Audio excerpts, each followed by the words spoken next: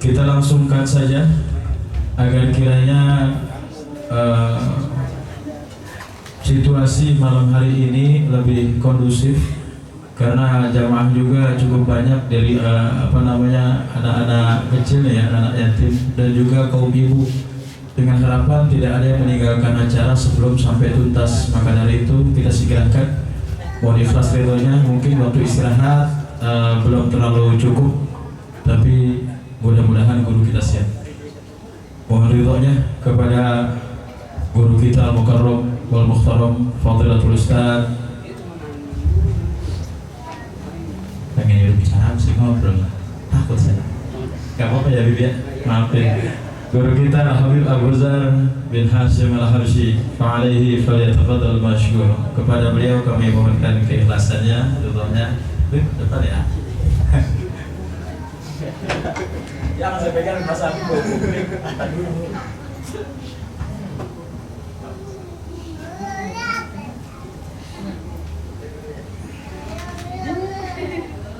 Bismillahirrahmanirrahim. Assalamualaikum warahmatullahi wabarakatuh.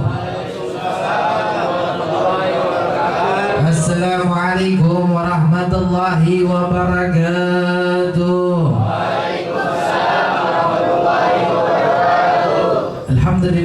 Alhamdulillah rabbil alamin. Wassalatu wassalam ala asrafil mursalin sayyidina wa habibina wa syafi'ina wa sallallahu alaihi wasallam. Allahumma salli ala sayyidina Muhammad. Allahumma salli ala sayyidina Muhammad wa ala ali sayyidina Muhammad. Al-Fatih lima ulika wal khatim lima sabaga arsyil haqqa bil haqqi wal hadi ila siratikal mustaqim wa ala alihi haqqa qadrihi wa miqdarihi al-azim. Alhamdulillah rabbil alamin. Pertama-tama sama-sama kita hormati, alhamdulillah hadir ya di tengah-tengah kita banyak para habaib. Ada Habib Husain bin Toha Al-Habsyi, ada Habib Faruk Al-Haddad, ada Habib Fikri Al-Haddad, dan banyak guru-guru kita. Kita doakan para zuriyah Nabi Muhammad SAW, Allah Subhanahu wa Ta'ala panjangkan umurnya, sehatkan badannya, berkahi rezeknya, dan apa-apa yang menjadi hajat tujuannya dikabul Allah Subhanahu wa Ta'ala. Amin amin ya rabbal alamin. Dan juga ya ada juga guru kita juga orang dekat, yaitu Ustaz Cecek. Kemarin ketemu lagi di sini ya, udah gitu bajunya sama, warnanya sama, hitam, kayak janjian ya, padahal nggak janjian ya. Insya Allah ya, kita doakan guru-guru kita ya, ada Bang Tenger ya, yang selalu menjaga ulama.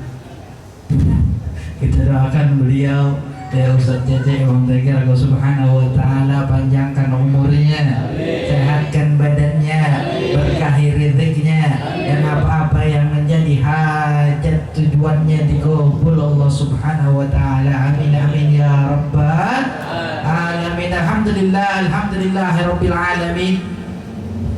Segala puji bagi Allah yang mana telah mengumpulkan kita pada kesempatan malam hari ini. InsyaAllah kumpulnya kita di sini turunkan rahmat-rahmatnya Allah untuk kita semua yang hadir, yang duduk di tempat ini. Dan InsyaAllah Allah pulangkan kita dari tempat ini sebelum Allah hapuskan dosa-dosa kita, sebelum Allah angkat segala penyakit kita, dan apa-apa yang menjadi hajat tujuan kita dikabul Allah Subhanahu wa Ta'ala. Amin amin ya rabbal alamin. Salam yang terucapkan, tersampaikan, tercurahkan untuk Nabi kita Muhammad sallallahu alaihi wasallam terus sampai dengan datangnya akhir zaman. Alhamdulillah rabbil alamin. Kumpulnya kita pada kesempatan malam hari ini tak lain dan tak bukan, yaitu mencari ridhonya Allah Subhanahu wa Ta'ala. Kumpulnya kita di tempat ini pada kesempatan hari ini tak lain dan tak bukan mencari rahmatnya Allah Subhanahu wa Ta'ala. Alhamdulillah ya. Tadi sudah dijelaskan oleh Habib Faruk ya, bagaimana pentingnya kita menuntut ilmu. Ya, alhamdulillah ya saudara kita, saudara Husin ya, yang mana memiliki keinginan yang baik, memiliki niat yang baik ya, ingin meneruskan ya apa yang dijalankan oleh guru-gurunya ya. Tadinya biasanya Ustadz Usop ya, tapi karena beliau telah pulang ke rahmatullah ya, kita doakan beliau agar subhanahu wa ta'ala terima amal ibadahnya ya, Allah subhanahu wa ta'ala ampunkan dosa-dosanya ya, dan insyaallah dijadikan kuburnya raudhah min riyadil jannah, amin amin ya rabbal alamin. Alhamdulillahirabbil alamin ya. Ini adalah niatan yang baik ya. Subhanahu wa ta'ala gerakan kita punya langkah, Allah subhanahu wa ta'ala gerakan kita punya diri, sehingga bisa kita duduk, bisa kita hadir di tempat yang insya Allah dimuliakan Allah subhanahu wa ta'ala ya. Ini bukan sekedar keinginan kita orang, duduknya kita di dalam majelis ya, karena keinginan Allah subhanahu wa ta'ala. Allah subhanahu wa ta'ala menginginkan kebaikan untuk kita orang. Allah subhanahu wa ta'ala menginginkan kebaikan untuk antum semua yang hadir, yang duduk pada kesempatan malam hari ini. Allah yang memberikan rahmat kepada antum, Allah yang menggerakkan hati antum, Allah yang menggerakkan langkah kaki antum sehingga bisa hadir di majelis ini ya. Banyak orang-orang di sana yang tidak bisa, tidak dikasih waktu kesempatan untuk duduk seperti ini, untuk berzikir, berselawat bersama-sama, menimba ilmunya yang diajarkan oleh Rasulullah Shallallahu Alaihi Wasallam. Mereka orang disibukkan dengan waktunya, mereka orang disibukkan dengan pekerjaannya, mereka orang disibukkan dengan aktivitasnya, sehingga mereka orang sulit untuk hadir ke tempat-tempat yang mulia seperti ini. Harus dan wajib kita syukuri ya, karena Allah subhanahu wa ta'ala menginginkan kebaikan untuk kita orang. Insya Allah ya, kita bisa istiqomah ya, karena yang berat ini istiqomah ya. Tapi kalau kita udah bisa istiqomah, insya Allah hidup kita bakal senang ya, hidup kita bakal mulia di hadapan Allah subhanahu wa ta'ala. Udah banyak bukti-buktinya, udah banyak yang kita lihat ya, karena keistiqomahannya, karena kedekatannya dengan para guru ya, mereka orang diangkat derajatnya oleh Allah subhanahu wa ta'ala. Yang mahal ini istiqomah. Susah buat kita orang istiqomah. Karena apa? Karena setan tidak menginginkan kebaikan untuk umat Nabi Muhammad SAW. Terus kita digoda, terus kita dihalang-halangin buat ngelakuin kebaikan ya, yang mana diperintahkan oleh Rasulullah SAW. Sulit buat kita ngerjain sunnah Nabi Muhammad SAW ya, nggak usah banyak-banyak ya. Coba kita istiqomah satu ya, apa yang disunahkan oleh Rasulullah SAW. Nggak usah yang ribet, nggak usah yang susah ya, yang gampang kita cari, yang gampang kita pilih ya, kita jalanin dalam kehidupan sehari-hari. Contohnya apa? Contohnya pakai baju tangan kanan dulu ya, pakai celana kaki kanan dulu ya. Ini adalah sunnah Nabi Muhammad SAW ya. Masuk kamar mandi kaki kiri, keluar kaki kanan ya. Ini adalah sunnah Nabi Muhammad SAW ya, yang mana banyak tidak digunakan oleh umat Nabi Muhammad SAW ya. Mungkin kita semua yang hadir pada kesempatan malam hari ini ya, tidak pernah menggunakan apa yang disunahkan oleh Rasulullah Shallallahu Alaihi Wasallam ya. Pentingnya duduk di majelis ilmu, pentingnya duduk di majelis taklim. Agar apa? Agar kita tahu ya, apa-apa yang harus kita lakukan dalam kehidupan sehari-hari. Karena semua yang diperintahkan Allah Subhanahu wa taala, ibadah-ibadah yang kita jalankan untuk mendekatkan diri kita kepada Allah Subhanahu wa taala, tentu itu semua harus dan wajib menggunakan ilmu. Tanpa adanya ilmu, maka semua yang kita lakukan akan sia-sia di hadapan Allah Subhanahu wa taala. Ya, jadi harus tahu ilmunya. Jangan cuma ngeliatin orang, nyontoh dari orang, ikut-ikutan sama orang, ngeliat YouTube, ya, ngeliat YouTube, ngeliat di IG, ngeliat di TikTok, ini adalah perbuatan yang salah. Temuin guru, cari ustadz, cari kiai, ya, cari para habaib yang bisa mengajak kita untuk berjumpa Rasulullah Sallallahu Alaihi Wasallam. Jangan sampai kita salah cari guru. Jangan suka ngikutin orang, ya. Gua mah cukup nonton YouTube aja. Gua mah cukup nonton TikTok aja. Udah ada ilmunya di situ, udah jelas. Ya, keberkahannya berbeda. Ya, kalau kita berjumpa langsung dengan guru, ya, keberkahan yang kita dapatkan berbeda.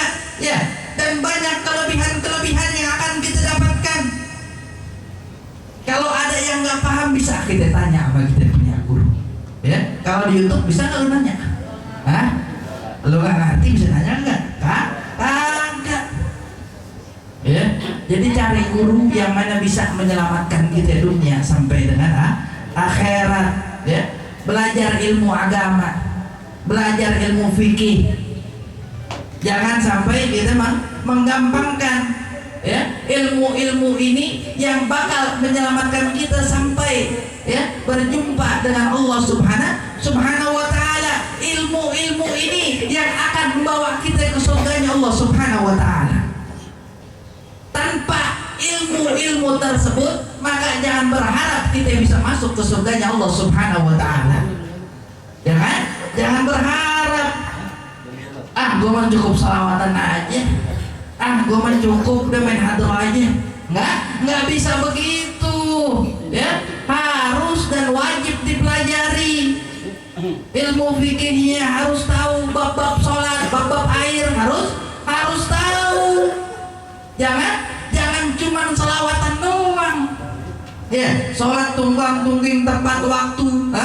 Ya, setiap malam bangun sholat malam, sholat tahajud. Tapi tidak menggunakan ilmu, maka nol besar di hadapan Allah Subhanahu wa taala. Nggak ada nilainya. Ya, nggak ada nilainya di hadapan Allah Subhanahu wa taala. Ada suatu kisah, ya, yang mana kisah ini, ya, mencerminkan orang-orang yang beribadah tapi tidak menggunakan ilmu. Ada satu orang, ya, yang mana orang ini dia tidak pernah yang namanya meninggalkan ibadah. Sampai sholat malam dilakukan setiap harinya, ya. Tidak pernah dia meninggalkan yang namanya sholat tahajud. Tidak pernah dia meninggalkan yang namanya sholat malam. Setiap hari, ya, setiap malam dia keluar buat ngambil wudu. Karena posisi kamar mandinya, posisi tempat wudunya berada di luar rumahnya. Dia keluar dari rumahnya. Mau cuaca seperti apa, mau ada hujan, mau ada petir, mau ada badai, dia usahakan untuk mengambil wudu di depan rumahnya. Suatu ketika dia ingin mengambil wudu, ya, dia melihat ada seseorang, ya, yang mana sedang duduk di dekat tempat dia mengambil wudu. Sampai orang ini mendekatinya, ya, dengan rasa takut, ya, dengan rasa takut, rasa was-was, ya. Ini orang deketin orang yang mana ada di dekat tempat wudunya. Berlahan-lahan dia dekatkan orang tersebut sampai dia berada di hadapan orang itu. Lalu orang ini bertanya, "Siapa engkau? Sedang apa engkau di sini?" Karena tempat wudu ini ada di belakang rumahnya. Tidak ada orang yang bisa masuk. bingung. Dia nanya, siapa engkau? Aku adalah malaikatnya Allah Subhanahu wa ta'ala. Aku ditugaskan oleh Allah Subhanahu wa ta'ala untuk berkeliling, keliling, bawa. Dia ngelihat bawa kitab. Ada apa? Apa yang kau bawa? Kitab apa yang kau bawa? Ini adalah kitab catatan orang-orang yang suka mengerjakan sholat malam. Lalu orang ini berpikiran, karena dia tidak pernah meninggalkan sholat malam, maka dia penasaran. Dia bilang sama tuh malaikat, malaikat coba buka kitab tersebut, cari namaku, apakah ada namaku dalam kitab tersebut. Lalu dibuka, selembar demi selembar, bait demi bait dibuka, dicari nama orang tersebut, tidak ketemu. Coba buka lagi, dibuka lagi, enggak ada nama itu orang. Sampai 3 kali dibuka, tidak ditemukan nama orang tersebut. Ya, padahal orang ini adalah orang yang mana tidak pernah meninggalkan sholat malam. Dibela-belain, dia ngambil wudu, mau hujan, mau angin, mau dingin kayak gimana, dibela-belain keluar dari rumahnya. Buat apa? Buat ngambil wudu. Ya, mungkin kalau pemikiran kita orang, wah ini orang alim, ini orang udah pasti diterima ibadahnya. Dia bagaimana membelakan dirinya, demi sholat malamnya, demi dia berhadapan dengan Allah Subhanahu Wa Taala. Dibela-belain, mau dingin kayak gimana juga, dibela-belain. Mau lagi sakit, mau lagi meriang, dibela-belain. Buat apa? Buat ngelakuin sholat malam. Tapi ternyata namanya tidak ada dalam buku tersebut. Tidak tertulis namanya dalam kitab tersebut. Sampai orang ini menangis gerung-gerung, dipeluk kaki malaikat tersebut. Dia bersujud, dia menangis, mengadu kepada Allah Subhanahu wa ta'ala. Ya Allah, mengapa namaku tidak ada dalam kitab tersebut? Bagaimana perjuanganku selama ini untuk melakukan, mengerjakan sholat malam, untuk berhadapan kepadamu, tapi mengapa namaku tidak ada dalam kitab tersebut? Lalu malaikat ini berkata kepada orang tersebut, orang tersebut, apa kata malaikat tersebut? Setiap aku ingin mencatat namamu, Allah Subhanahu wa ta'ala menahanku. Allah Subhanahu wa ta'ala melarangku untuk menulis namamu dalam kitab ini. Apa salahku, kata orang tersebut? Ternyata orang ini hanya berhubungan dengan Allah Subhanahu wa ta'ala, tanpa ada hubungan dengan manusia di sekitarnya.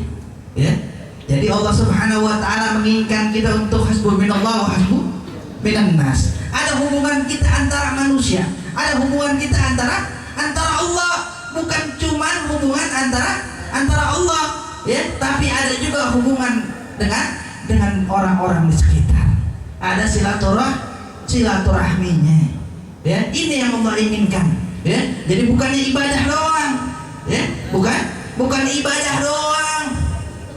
Sampai jidat hitam, jenggot panjang, nggak diterima sama Allah Subhanahu wa ta'ala. Buat apaan? Cuman capek-capekin doang. Capek-capekin, nggak ada hitungannya depan Allah Subhanahu wa ta'ala. Kesian. Makanya belajar yang benar, mumpung kita masih muda. Anak muda sekarang beda sama anak muda dulu. Emang beda katanya.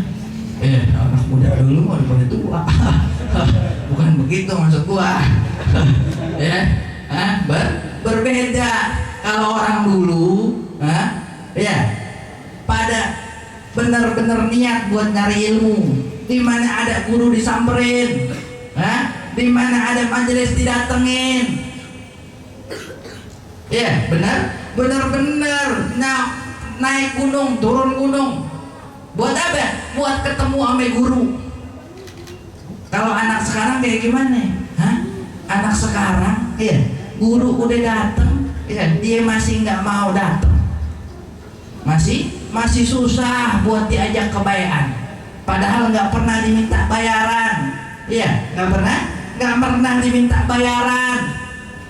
Ya, berbeda sama orang-orang dulu. Hah?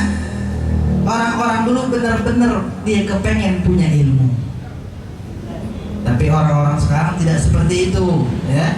Mumpung masih muda, masih ada waktu buat kita nyari ilmu. Cari ilmu agama yang bisa menyelamatkan kita dunia wal akhirat. Ya, jangan digampangin, ya. Harus tahu yang namanya air suci mensucikan, ya. Air suci tidak mensucikan, air musta'mal harus tahu, ya. Maka alhamdulillah, ya. Diadain majelis lagi di sini yang mimpin Ustaz Cece, ya, Ustaz Asep Jargasi, ya. Insya Allah, ya, biar benar, biar istiqomah, dipelajarin, dipraktekin, jangan cuma dipelajarin doang, ya, harus dipraktekin, ya, dijalanin dalam kehidupan sehari-hari, ya, jangan ngasal-ngasal. Ada berapa kali ketemu orang, ya, dia nanya tentang ilmu fikih, dia nanya, Beb, ana biasa mandi wajib, ya, mandi hadas besar, nonton di YouTube, ya, nonton di TikTok, kata dia. Kalau versi Habib seperti apa Beb mandi wajib? Hah? Versi Habib katanya. Hah? Ada aja, ada versi Habib. Hah? Nah ini orang-orang yang mana nggak mau duduk di majelis taklim, ya, mandi wajib aja masih bingung, masih bingung dia mandi wajib. Gimana ibadahnya diterima Allah Subhanahu Wa Taala? Kalau awalnya aja udah salah, berarti dia ibadah selama ini bawa hadas besar, ya, diterima nggak ibadahnya? Kagak. Orang mah sholat bawa hadas gimana diterima? Kagak diterima. Harus belajar, harus tahu, ya, yang mana suci mensucikan, ya, yang mana suci tidak mensucikan, yang mana air musta'mal. Harus tahu yang mana air bernajis, harus tahu, belajar, ya. Buka tuh ilmu fikihnya. Jangan sampai kita udah tua, kita udah punya anak, ya, baru kita sadar, baru kita nyari tahu ternyata selama ini yang gua kerjain salah. Nggak ada hitungan di hadapan Allah Subhanahu Wa Taala, sia-sia, ya. Buat apa ibadah, ya? Jadi mau kayak gimana ibadah kita, ya? Tadi contohnya tuh orang, dia nggak pernah ninggalin ibadah, nggak pernah tuh dia ninggalin sholat malam, tapi nggak tercantum namanya dalam dalam kitab tersebut, ya. Karena apa? Karena dia tidak tahu ilmu, ya. Jadi belajar ilmu, ya, harus tahu. Jangan lu mikirin dunia aja, ya. Dunia nggak bakalan habis yang namanya dunia. Utamain dulu akhirat. Kalau udah kita utamain akhirat, insya Allah dunia bakal ngikut, ya. Jadi jangan mikirin dunia, udah ditinggalin tuh dunia, jangan dipikirin, jangan dibikin pusing, ya. Karena hidup kita udah ada yang ngatur. Siapa yang ngatur? Allah Subhanahu Wa Taala, ya. Jadi udah bawa happy aja, seneng aja udah, ya. Yang penting akhiratnya lu jalanin, ibadahnya yang benar, ya, sholat yang benar, tapi pakai ilmu, ya. Dipaksain, ya. Kalau orang sekarang harus dipaksa buat ngelakuin kebaikan, ya. Insya Allah kita semua yang hadir duduk di tempat ini bisa, ya, menjalankan aktivitas kita, bisa menjalankan ibadah kita dengan menggunakan ilmu yang mana diajarkan oleh Rasulullah Sallallahu Alaihi Wasallam. Bisa kita bertemu dengan guru-guru yang mana bisa mengajarkan kita tentang ilmu-ilmu yang mana wajib kita ketahui, ya. Insya Allah kita semua yang hadir, yang duduk di tempat ini, ya, bisa istiqomah bisa bersama-sama kita menggembirakan Nabi Muhammad Sallallahu Alaihi Wasallam. Ya, insya Allah apa yang Al-Fakir sampaikan bisa bermanfaat, bisa berguna. Ya, karena masih ada guru-guru kita. Ya, mungkin cukup sekian. Assalamualaikum warahmatullahi wabarakatuh. Alhamdulillahirabbil alamin. Sama-sama telah kita dengarkan nasihat agama dari guru kita Habib Abu Zar bin Hashim Al-Habsyi. Mudah-mudahan apa yang beliau sampaikan dalam mutai nasihatnya menjadi ilmu yang barokah dan bermanfaat untuk dapat meningkatkan bagi kita semuanya kualitas ibadah kepada Allah Ta'ala.